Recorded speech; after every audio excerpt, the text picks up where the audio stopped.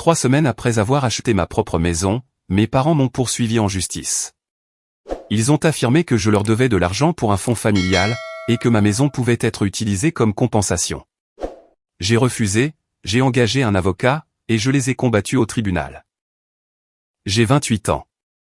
Et le mois dernier, j'ai accompli ce que je pensais être le rêve américain, acheter ma première maison, après 10 ans de sacrifices brutaux.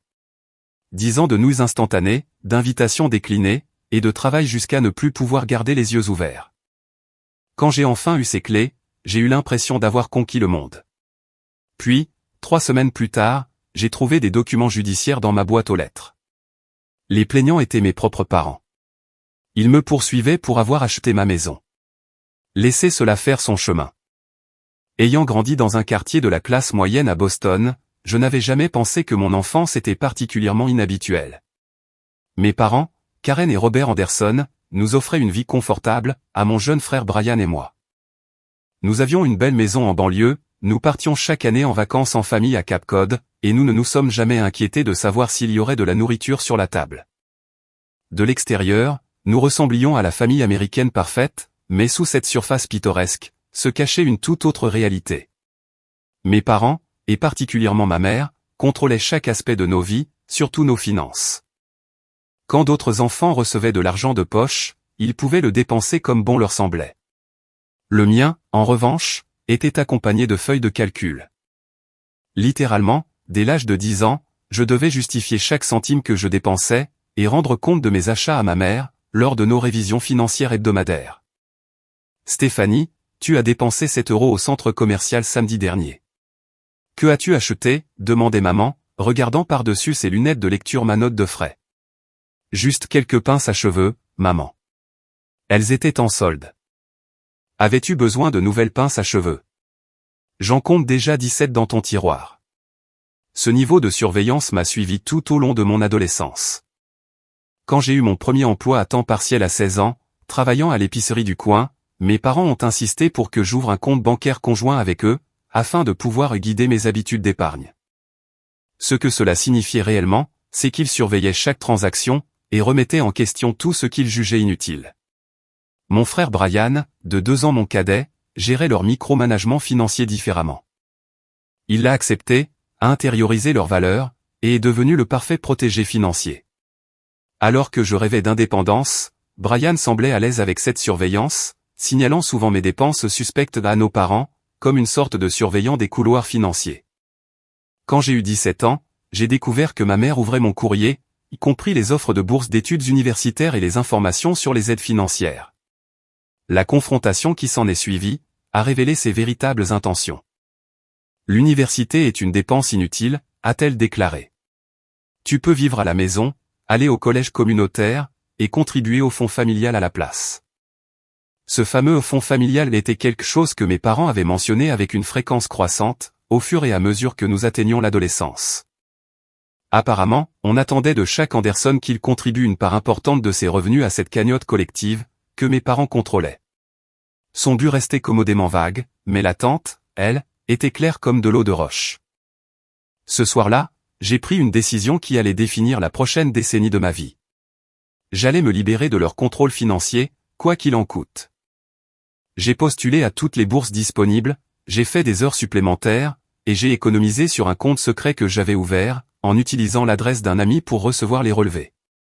Lorsque les lettres d'acceptation sont arrivées, j'ai choisi une université située à 3 États de là, avec le meilleur programme d'aide financière. Le soir où j'ai annoncé à mes parents que je partais, le visage de mon père a pris une teinte violette que je n'avais jamais vue auparavant. Tu es en train de jeter par la fenêtre tout ce que nous avons construit pour cette famille, a-t-il dit, d'une voix dangereusement calme. Si tu passes cette porte, ne t'attends pas à notre soutien. Mon frère Brian observait la scène depuis l'escalier, son expression étant un mélange de choc et de désapprobation. Comment peux-tu être aussi égoïste, a-t-il demandé plus tard dans la soirée. Ils veulent juste ce qu'il y a de mieux pour nous. Mais je savais mieux que quiconque ce qu'il en était. Le lendemain matin, je suis parti pour l'université avec 2 valises, et à peine assez d'argent pour les livres de mon premier semestre.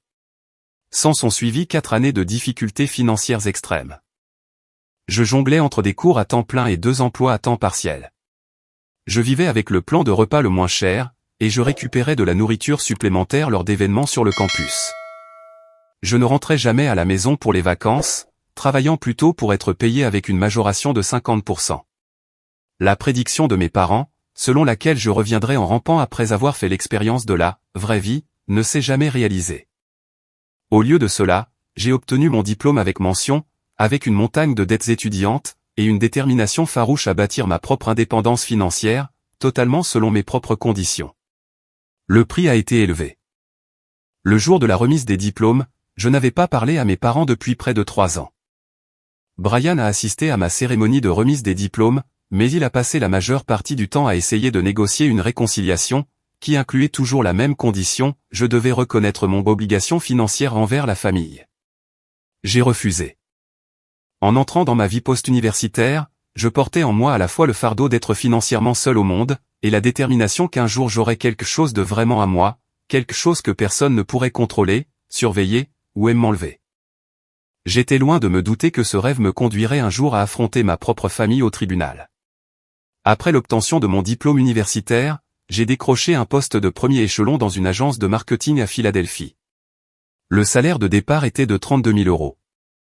Pas terrible pour un premier emploi, mais à peine suffisant pour vivre confortablement dans une grande ville, surtout avec 45 000 € de prêts étudiants qui me pendaient au nez. Mais je devais avoir un plan qui nécessiterait une discipline et des sacrifices extraordinaires. J'ai loué une minuscule chambre dans une maison délabrée, avec 3 autres colocataires. Mon espace mesurait à peine 9 pieds sur 7, environ 2,7 mètres sur 2,1 mètres. Essentiellement, c'était un dressing converti, mais cela ne coûtait que 400 € par mois, toutes charges comprises. La salle de bain commune était toujours sale. La cuisine sentait perpétuellement le curry brûlé, et l'intimité était inexistante. Mais c'était bon marché, et ce qu'il me fallait, c'était faire des économies. Ma routine quotidienne était brutale. Je me réveillais à 5h30 du matin pour faire la navette, en utilisant les options de transport en commun les moins chères, marchant souvent plusieurs kilomètres pour économiser sur le ticket de bus. Mon emploi principal s'étendait de 8h30 à 17h30. Mais au lieu de rentrer chez moi, je travaillais dans un café local de 18h à 22h, 3 soirs par semaine. Les week-ends n'étaient pas faits pour se détendre. Ils étaient consacrés à mon emploi dans la vente au détail, dans un magasin de vêtements, où je travaillais encore 16 heures supplémentaires. Tu vas faire un burn-out, m'avertissait ma colocataire Tasha, qui rentrait souvent pour me trouver endormi sur mon ordinateur portable, à notre minuscule table de cuisine. La vie ne se résume pas à économiser de l'argent. Mais pour moi, c'était le cas. Chaque euro était méticuleusement comptabilisé. Mon budget était un chef-d'œuvre de restriction financière. Loyer, 400 €, contribution aux charges incluses. Téléphone, 25 €. Transport, 60 €. Courses, 120 €. Remboursement du prêt étudiant, 380 €. Assurance maladie, 180 €. Internet, divisé en 4, 15 €. Nécessités diverses, 50 €. Cela laissait environ 850 € chaque mois à économiser, que je transférais automatiquement vers un compte d'épargne à taux d'intérêt élevé, dès que mon chèque de paie arrivait. Je ne vérifiais jamais le solde. La tentation de dépenser aurait été trop forte. Je faisais juste confiance aux mathématiques et je continuais. Mes repas consistaient en une sélection rotative des options les moins chères possibles. Le petit déjeuner, c'était toujours des flocons d'avoine, avec une cuillerée de beurre de cacahuète pour les protéines. Le déjeuner, c'était un sandwich au beurre de cacahuète et une pomme. Le dîner, c'était souvent du riz avec des haricots ou des œufs, ou bien des ramen instantanés agrémentés de légumes surgelés. Une fois par mois, je m'accordais un repas à emporter à 10 €, en guise de récompense pour avoir respecté le plan. Les invitations sociales sont devenues une source d'anxiété plutôt que de plaisir. Quand des collègues m'invitaient pour un happy hour, ou que des amis voulaient aller à des concerts, je suis devenu la reine des excuses. Désolé, j'ai une date limite pour mon client freelance, disais-je, ou bien, je prends un service supplémentaire ce soir-là. La vérité, que je ne pouvais pas justifier de dépenser 15 € pour un seul cocktail, alors que cet argent pouvait aller dans mon fonds pour la maison, semblait trop difficile à expliquer. Au fil du temps, les invitations se sont raréfiées, et mon cercle social s'est rétréci à une poignée d'amis compréhensifs, qui étaient d'accord pour que nos sorties soient des soirées cinéma à la maison, où chacun apportait ses propres collations. Ma garde-robe se composait des 7 mêmes tenues alternées tout au long de la semaine, toutes achetées dans des friperies ou sur des portants de liquidation. Je coupais mes propres cheveux. Je ne prenais jamais de vacances. Mon seul luxe était un abonnement mensuel de 10 € à un service de streaming, que je partageais avec mes colocataires. Au bout de 3 ans de ce mode de vie, j'ai reçu une promotion qui a fait passer mon salaire à 42 000 €. Au lieu d'améliorer ma situation de logement ou d'assouplir mon budget, j'ai simplement augmenté mon taux d'épargne. Quand des amis de l'université ont commencé à acheter des voitures neuves, ou à prendre des vacances en Europe, je suis resté concentré sur mon objectif. L'isolement était peut-être la partie la plus difficile. Sortir avec quelqu'un était presque impossible, non seulement à cause des contraintes financières, mais parce qu'expliquer mon mode de vie à des partenaires potentiels, conduisait inévitablement à des questions inconfortables. « As-tu des problèmes financiers ?» m'a demandé un de mes rencarts, après que j'ai suggéré de nous retrouver à un concert gratuit dans le parc, plutôt qu'au restaurant qu'il avait proposé. « Non », ai-je répondu. « J'économise juste pour quelque chose d'important. » Peu d'entre eux comprenaient la profondeur de mon engagement, et encore moins étaient prêts à s'adapter à mon mode de vie frugal. Les relations dépassaient rarement le 3e rendez-vous. À la 5e année, j'avais été promu de nouveau, et je gagnais 55 000 €. J'avais également développé mon travail en freelance, ce qui me rapportait 15 000 € supplémentaires par an. Mon épargne augmentait plus rapidement maintenant, mais je maintenais le même mode de vie spartiate. La seule concession que j'ai faite à l'augmentation de mes revenus, a été de prendre une assurance santé légèrement meilleure, après qu'une crise de bronchite effrayante m'ait laissé avec des factures médicales inattendues. La 7e année a apporté une autre étape professionnelle importante, une offre d'emploi d'une agence de marketing plus grande, avec un salaire de 72 000 €. Pour la première fois, je me suis permis une petite célébration. J'ai commandé des plats à emporter, et je les ai mangés assise sur mon lit, calculant comment cette augmentation de revenus allait accélérer mon calendrier. À la fin de la 8e année, j'avais évolué vers un poste de direction, gagnant 85 000 €, plus environ 20 000 € provenant de mes clients freelance établis. Ma situation de logement s'était légèrement améliorée. Je louais maintenant un petit studio pour 750 € par mois, mais pour le reste, mon mode de vie restait largement inchangé. Je traquais toujours chaque centime, je socialisais toujours rarement, je portais toujours les mêmes vêtements jusqu'à ce qu'ils soient usés. Les sacrifices commençaient à faire des ravages. J'ai développé des insomnies, grinçant des dents la nuit. J'avais appris que mon frère Brian s'était marié l'année précédente, par le biais d'un post sur les réseaux sociaux d'un lointain cousin. Mais les chiffres sur mon compte d'épargne, que je me suis enfin permis de vérifier après la 9e année, donnaient l'impression que tout cela en valait la peine. J'avais amassé un peu plus de 320 000 €. Combiné avec mon excellent score de crédit, fruit d'années d'historique de paiement parfait, j'approchais enfin de mon objectif. À la barre des 10 ans, j'ai atteint l'objectif que je m'étais fixé, 350 000 € d'économie. 10 ans et 2 mois après l'obtention de mon diplôme, j'étais prête à commencer le processus de recherche d'une maison. La décennie de sacrifice était sur le point de porter ses fruits. Mon objectif d'épargne atteint, je me suis accordé exactement une soirée pour célébrer. J'ai acheté une bouteille de champagne, pas la marque la plus chère, les vieilles habitudes ont la vie dure, et je me suis assise sur le sol de mon studio, faisant une liste des quartiers à considérer. Pour la première fois depuis une décennie, j'ai senti le nœud serré dans ma poitrine commencer à se desserrer. Le lendemain matin, j'ai commencé à rechercher des agents immobiliers. Il me fallait quelqu'un qui comprendrait ma situation financière, et qui respecterait le budget strict que je m'étais fixé. Après avoir interviewé 3 agents différents, j'ai choisi Jessica Taylor, une femme d'une 40aine d'années qui parlait sans détour, et qui était spécialisée dans les primo-accédants. La plupart des gens viennent me voir avec des rêves de champagne et des budgets de bière, a-t-elle déclaré lors de notre première réunion. Vous êtes l'inverse. Vous avez un budget solide, mais des attentes très modestes.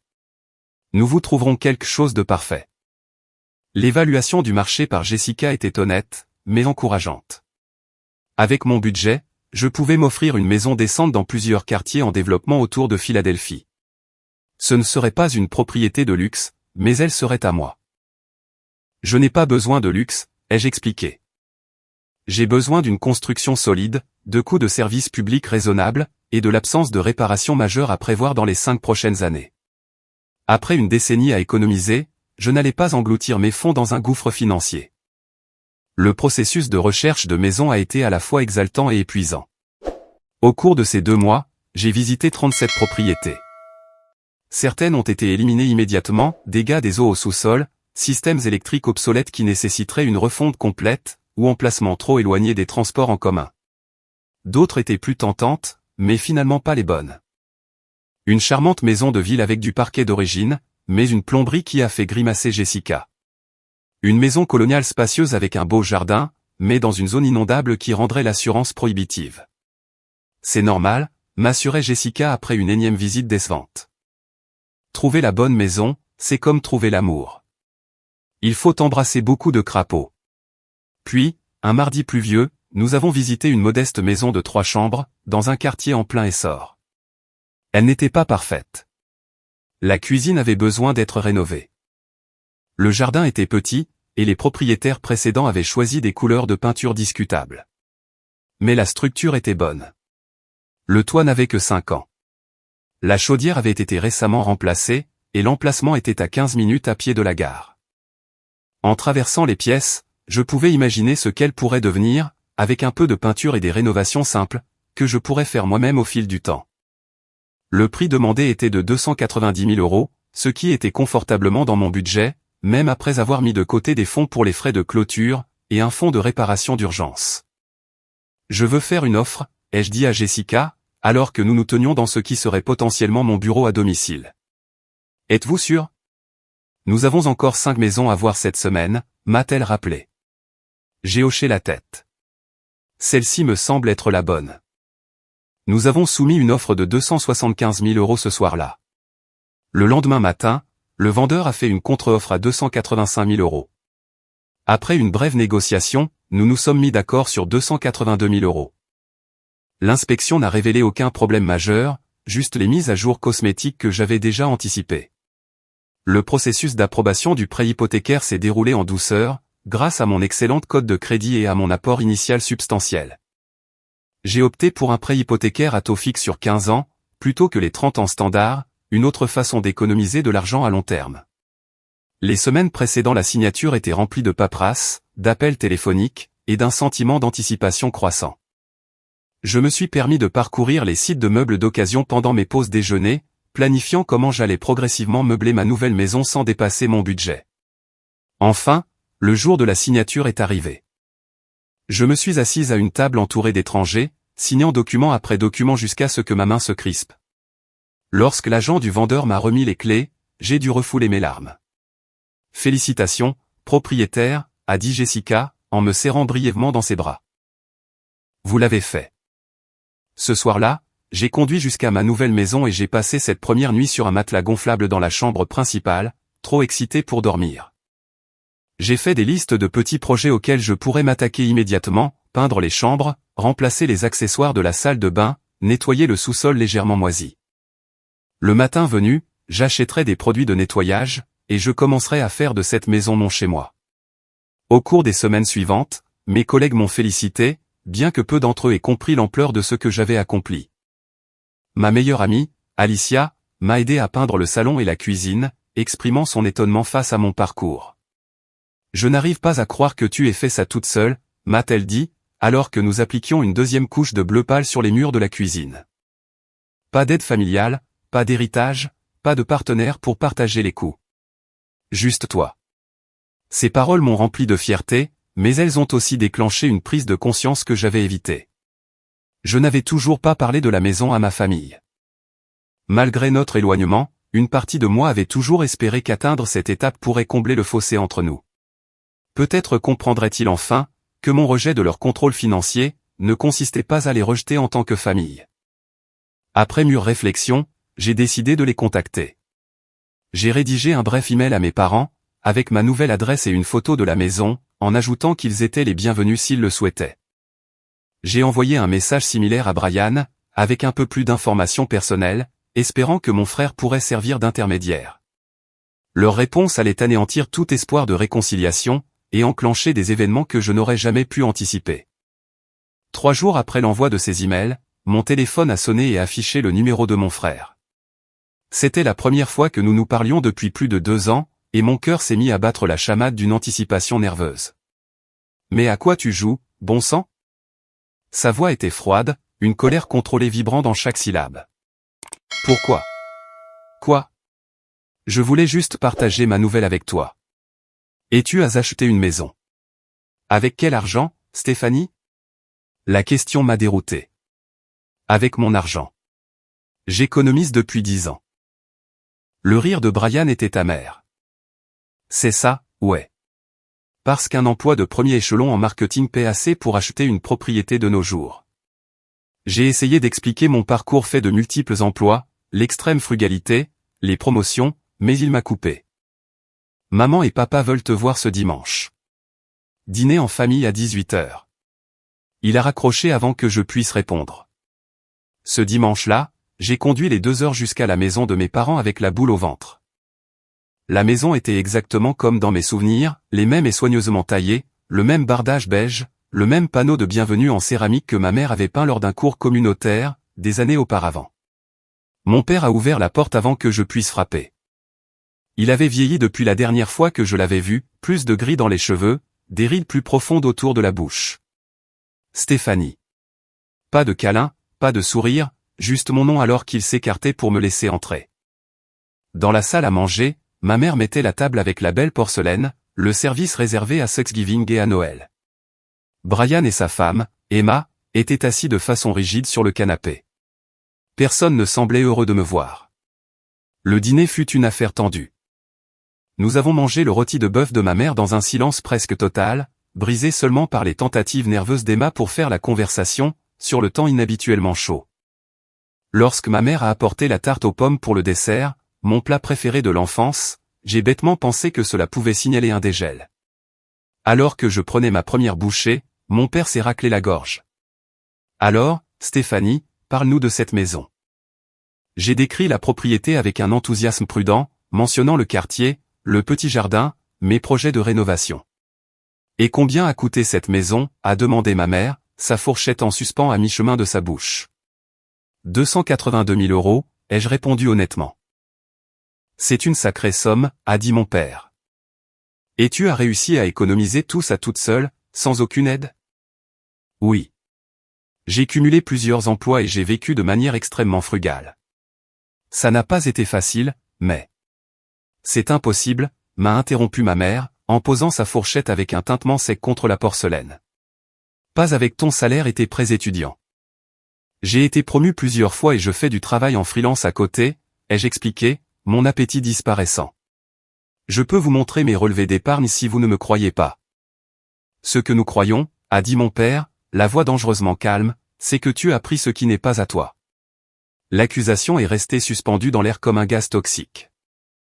J'ai regardé autour de la table, la mâchoire crispée de mon père, les lèvres pincées de ma mère, le refus de Brian de croiser mon regard. De quoi parlez-vous? Je n'ai rien pris à personne. Le rire de ma mère était cassant. 10 ans à ne pas contribuer au fonds familial. 10 ans à garder pour toi ce qui aurait dû être partagé. Et maintenant, tu affiches ton égoïsme en achetant une propriété. J'ai eu du mal à comprendre ce qu'elle disait. Le fonds familial? Mais je n'ai pas vécu à la maison et je n'ai reçu aucun soutien financier de votre part, depuis mon départ pour l'université. Ce n'est pas comme ça que fonctionne la famille, Stéphanie, a déclaré mon père. Tout le monde contribue. Tout le monde en bénéficie. Ton frère a contribué à hauteur de 30% de ses revenus depuis qu'il a commencé à travailler. Ce fonds était destiné à tous nos avenirs, y compris le tien, le moment venu. Mais vous ne m'avez jamais dit à quoi servait cet argent, ai-je protesté, et j'ai subvenu entièrement à mes propres besoins. Ce qui était ton choix, a cinglé ma mère, mais l'obligation demeure. Nous estimons que tu dois environ 95 000 € au fonds familial, en fonction de ce que tes revenus auraient dû être ces 10 dernières années. J'ai failli m'étrangler. Vous vous attendez à ce que je vous donne 95 000 €? Pourquoi faire? Pour ta famille, a fini par intervenir Brian, en levant les yeux, la déception gravée sur le visage. Emma et moi avons retardé le fait d'avoir des enfants parce que nous contribuions de manière responsable. Nous avons repoussé l'achat de notre propre maison. Et pendant ce temps, tu accumulais de l'argent pour toi toute seule. Ce n'est pas juste, ai-je dit, la voix s'élevant. J'ai parfois travaillé sur 3 emplois différents. J'ai vécu dans une chambre de la taille d'un placard, avec 3 colocataires. J'ai mangé des nouilles instantanées pendant des années pour économiser cet argent. Et maintenant tu vas réparer ça, a dit fermement mon père. Tu vas vendre la maison, contribuer ce que tu dois au fonds familial, et nous pourrons laisser ce désagrément derrière nous. Je me suis levé si vite que ma chaise a basculé en arrière. Je ne vendrai pas ma maison. Cet argent est le mien. J'ai gagné chaque centime par des sacrifices que vous ne pouvez même pas imaginer. Le visage de ma mère s'est durci. Alors tu ne nous laisses pas le choix. 2 semaines plus tard, un coursier a livré des documents juridiques à ma nouvelle maison. Mes parents me poursuivaient pour 95 000 €, affirmant que j'avais détourné des ressources familiales, et rompu des accords financiers familiaux. Ils exigeaient que le tribunal place un privilège, un droit de rétention, sur ma nouvelle maison, jusqu'à ce que je paie ce qu'ils prétendaient que je leur devais. Je me suis assise sur mon canapé d'occasion fraîchement acheté, les documents juridiques tremblants dans mes mains, alors que tout le poids de leur trahison s'abattait sur moi. La famille avec laquelle j'avais espéré renouer ne se contentait pas de me rejeter. Ils essayaient de m'enlever la seule chose que j'avais mis une décennie à obtenir. Le lendemain matin de la réception des documents, je me suis déclaré malade au travail, pour la première fois de ma vie professionnelle. J'ai passé des heures à faire des recherches en ligne, essayant de comprendre comment mes parents pouvaient avoir des motifs légaux, pour me poursuivre pour de l'argent que j'avais gagné moi-même.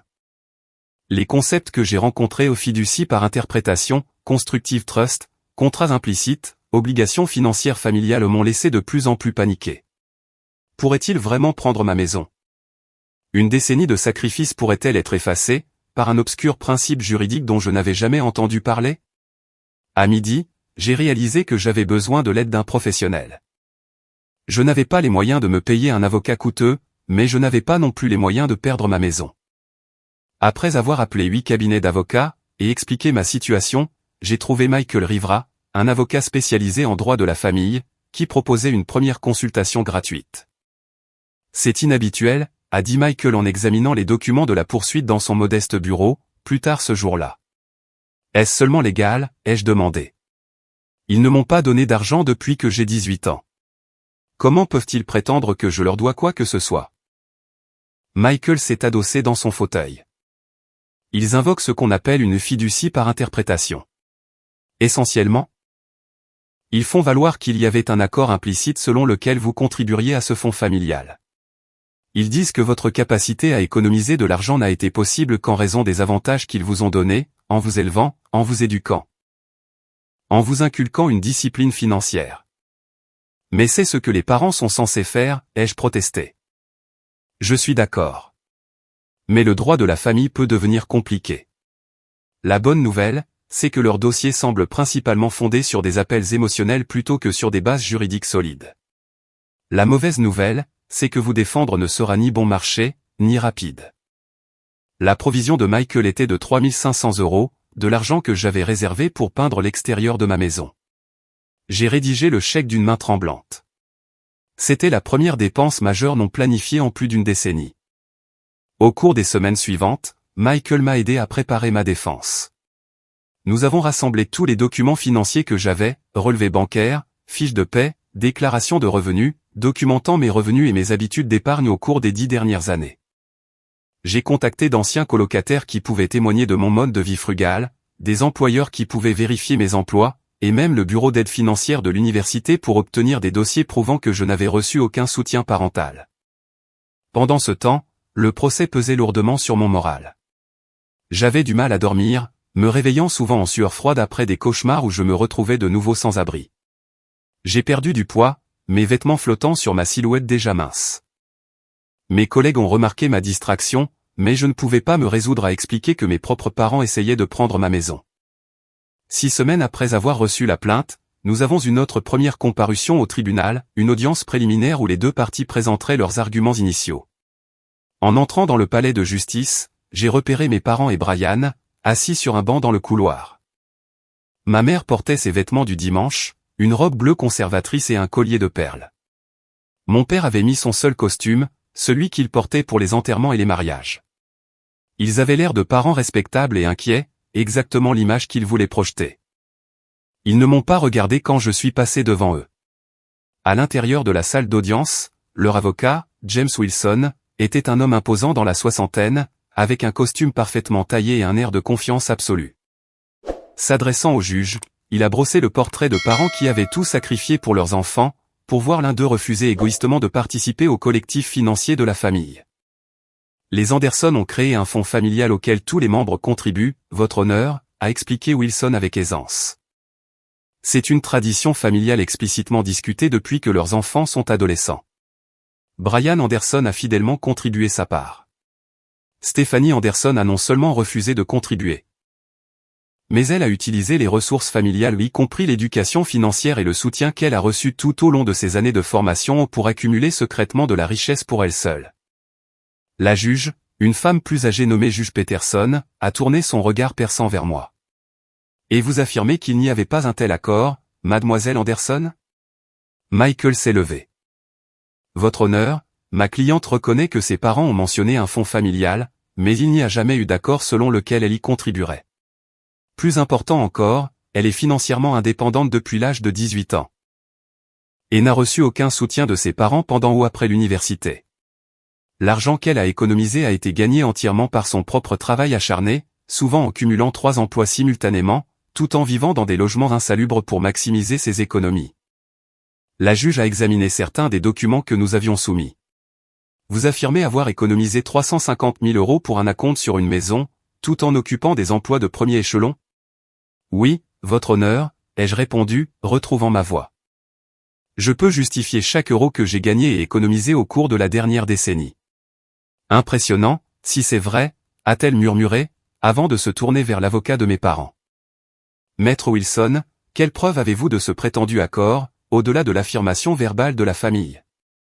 Wilson a présenté plusieurs pièces à conviction, des cartes d'anniversaire que j'avais envoyées des années auparavant mentionnant que j'avais, l'esprit de famille, une dissertation de lycée que j'avais écrite sur la responsabilité financière. Des photos de famille montrant ce qu'il a appelé une unité très soudée avec des valeurs partagées.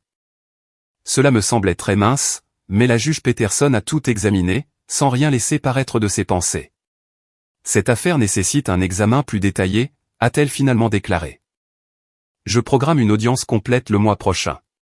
Dans l'intervalle, aucun privilège ne sera placé sur la propriété de mademoiselle Anderson, mais il lui est ordonné de ne pas vendre ni refinancer la propriété tant que cette question ne sera pas résolue.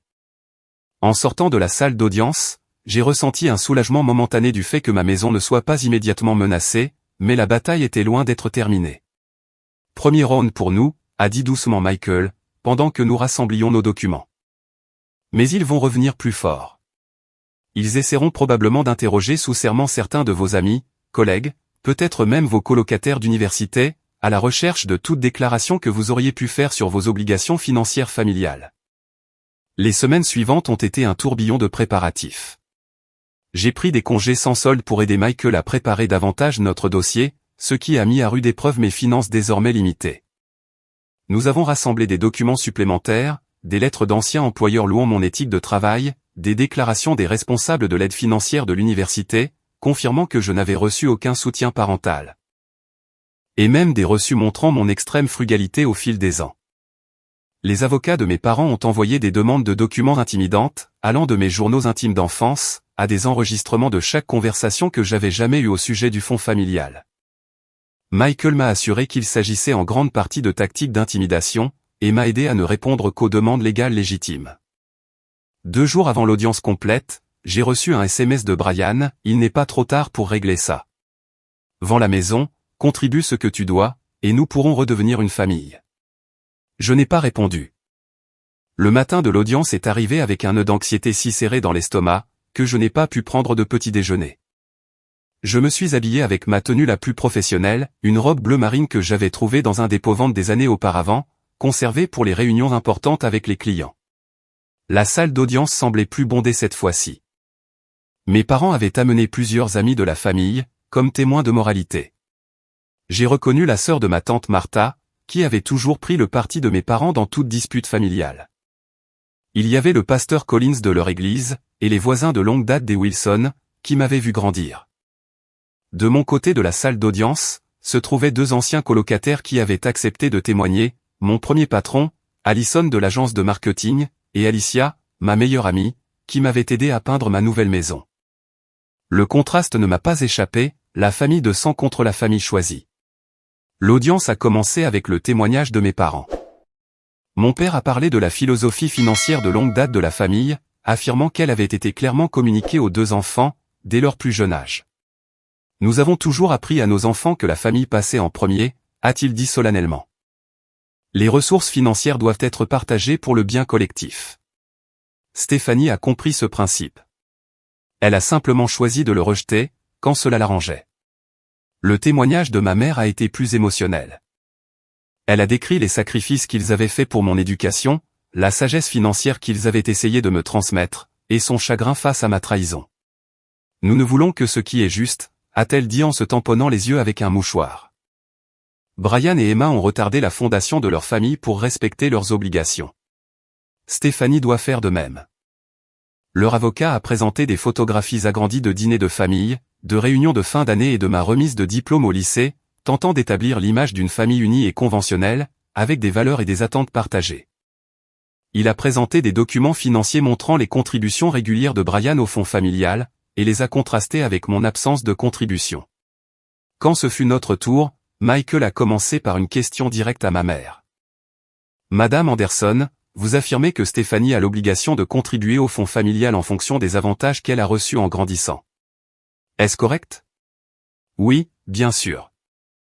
Et diriez-vous que fournir de la nourriture, un abri, une éducation et des conseils, sont des choses que les parents sont légalement tenus de fournir à leurs enfants? Ma mère s'est agitée, mal à l'aise.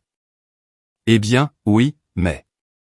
Donc, vous cherchez une compensation financière pour avoir rempli vos obligations légales en tant que parent. Ce n'est pas juste. Vous déformez mes propos, a protesté ma mère. Michael est passé à mon père. Monsieur Anderson, avez-vous fourni un quelconque soutien financier à Stéphanie pendant ses années universitaires? Elle a choisi de fréquenter une université hors de l'état coûteuse, contre notre avis, a répondu mon père d'un ton raide. Nous l'aurions soutenue, si elle avait suivi notre plan financier. Donc, c'est un non, a clarifié Michael.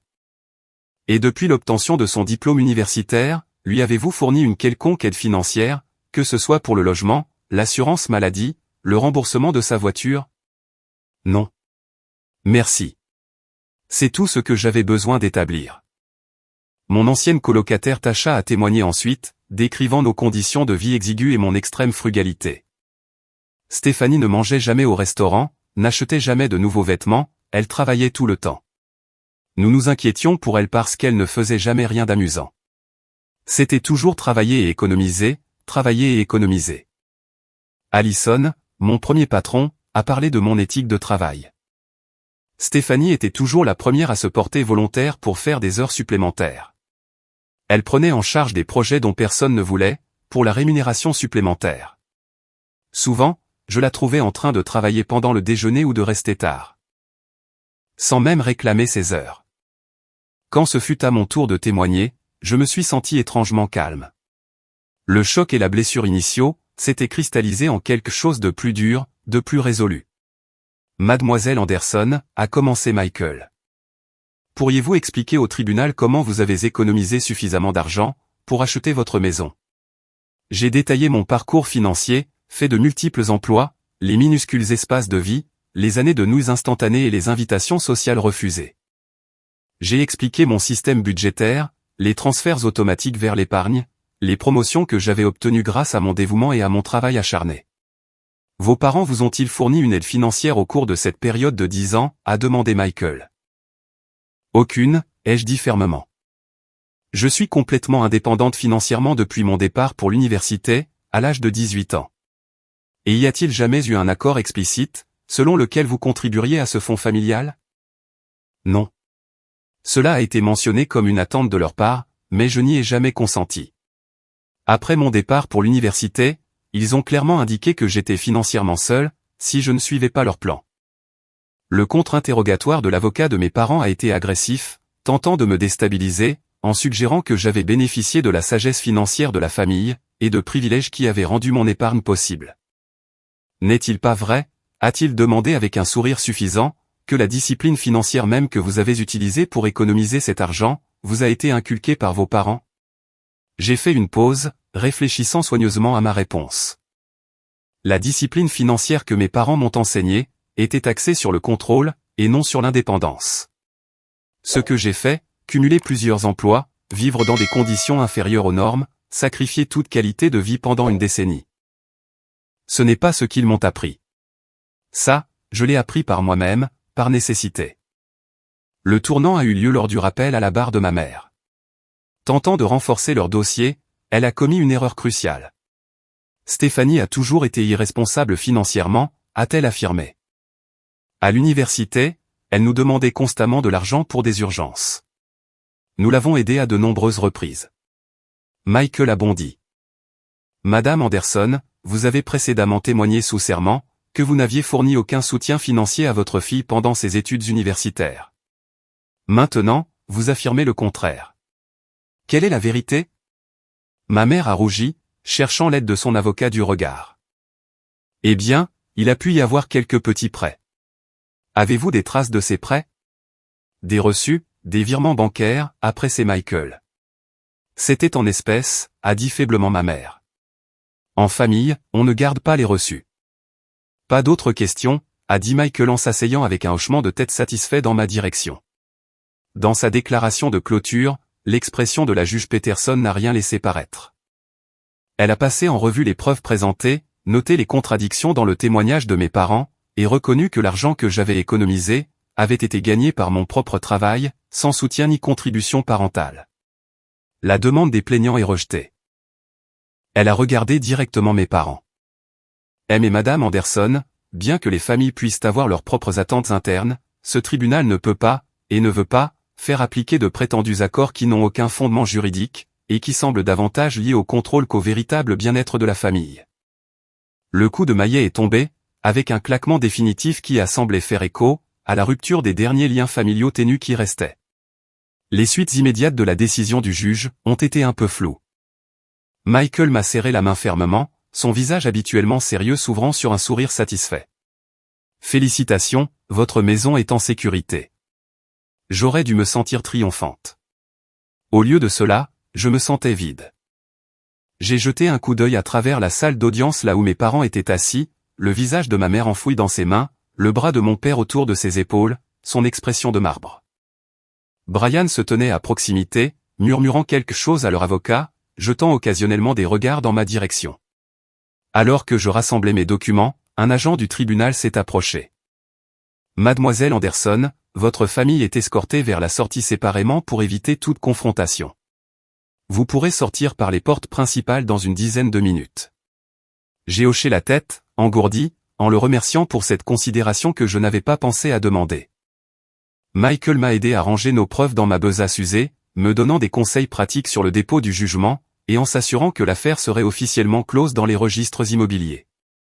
Vont-ils faire appel? Ai-je demandé doucement. Ils pourraient essayer, mais ils n'ont pas de motif. La juge a été très claire, m'a assuré Michael. C'est fini, Stéphanie. Vous avez gagné. Pourtant, cette victoire ne ressemblait en rien à ce que j'avais imaginé.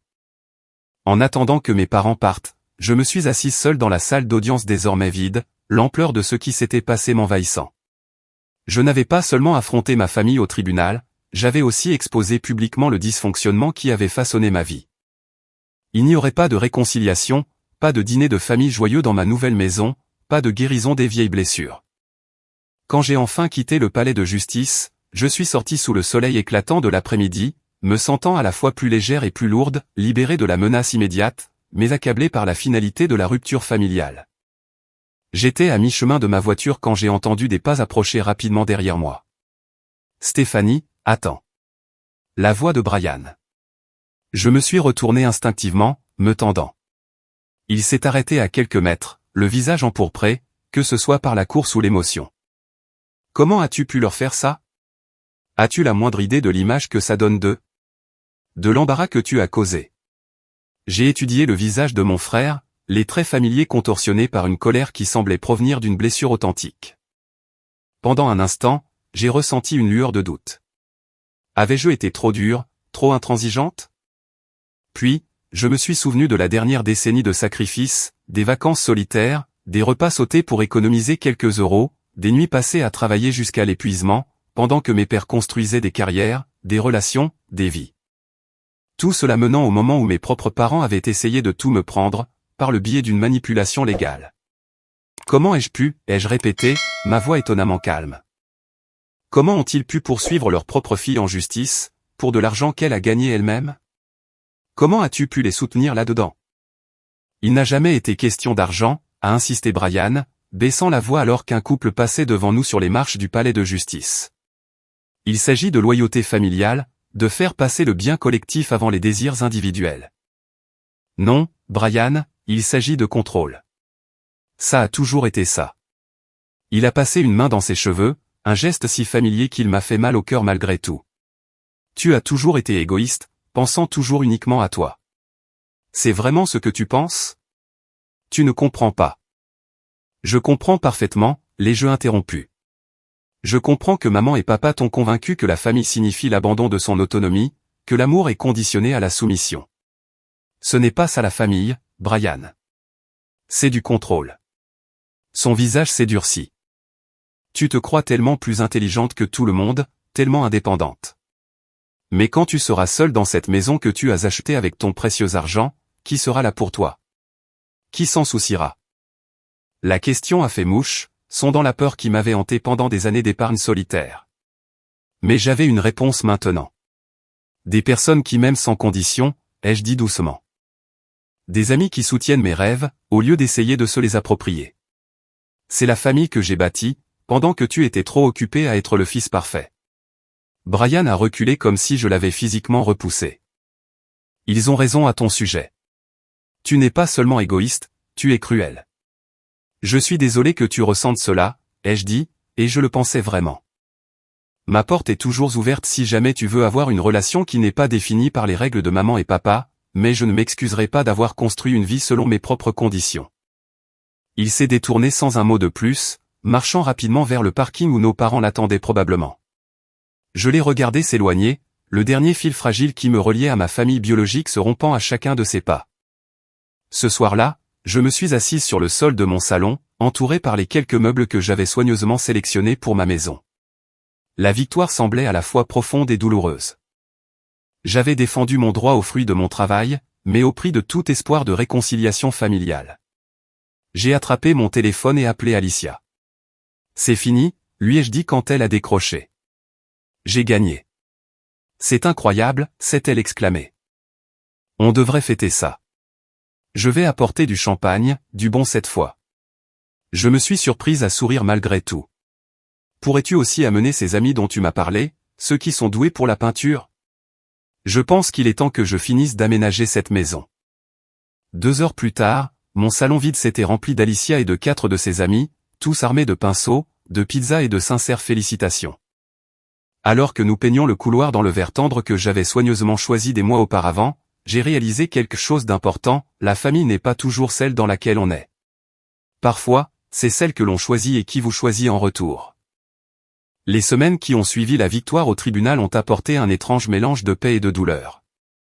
La menace légale ayant été écartée, je pouvais enfin me concentrer sur mon installation.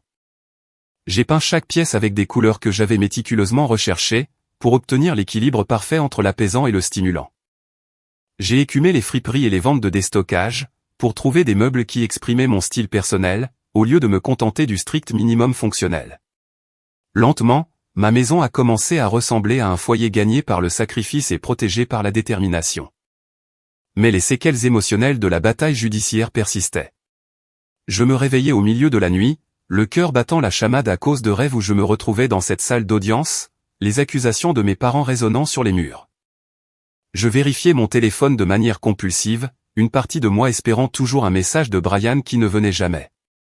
Alicia a remarqué ma lutte intérieure lors de l'un de nos dîners hebdomadaires, une nouvelle tradition où les amis se relayaient pour organiser des repas simples chez eux. Tu as gagné le procès, Steph, mais tu te bats toujours contre quelque chose, a-t-elle observé alors qu'elle m'aidait à faire la vaisselle après le départ de tout le monde. As-tu pensé à parler à un professionnel? Au début, j'avais résisté à l'idée. Une thérapie semblait être une dépense inutile, après une décennie d'extrême frugalité, mais le vide persistant en moi ne pouvait pas être comblé avec de nouveaux meubles, ou de la peinture fraîche. Après avoir recherché des options abordables, j'ai trouvé le docteur Jennifer Garcia, une thérapeute qui proposait des tarifs dégressifs.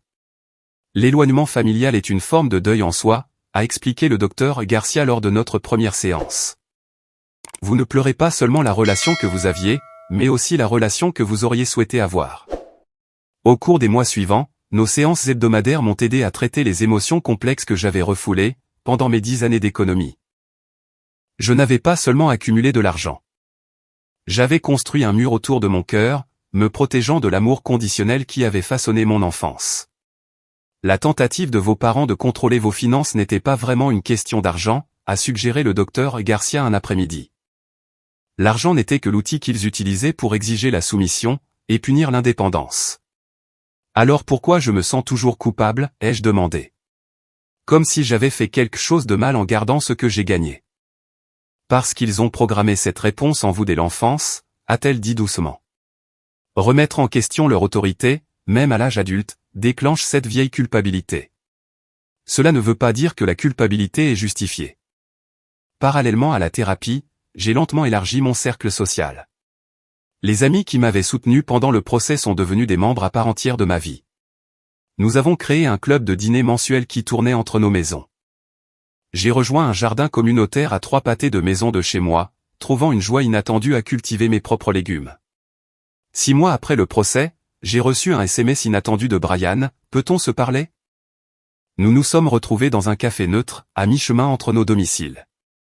La conversation était maladroite, guindée, marquée par des blessures non dites et des désaccords persistants, mais c'était un début. Je ne dis pas que maman et papa avaient raison, a-t-il dit en fixant sa tasse de café. Mais je ne pense pas que tu comprennes à quel point ton départ les a affectés. Nous a tous affectés. Je n'ai pas quitté la famille, Brian, ai-je répondu prudemment.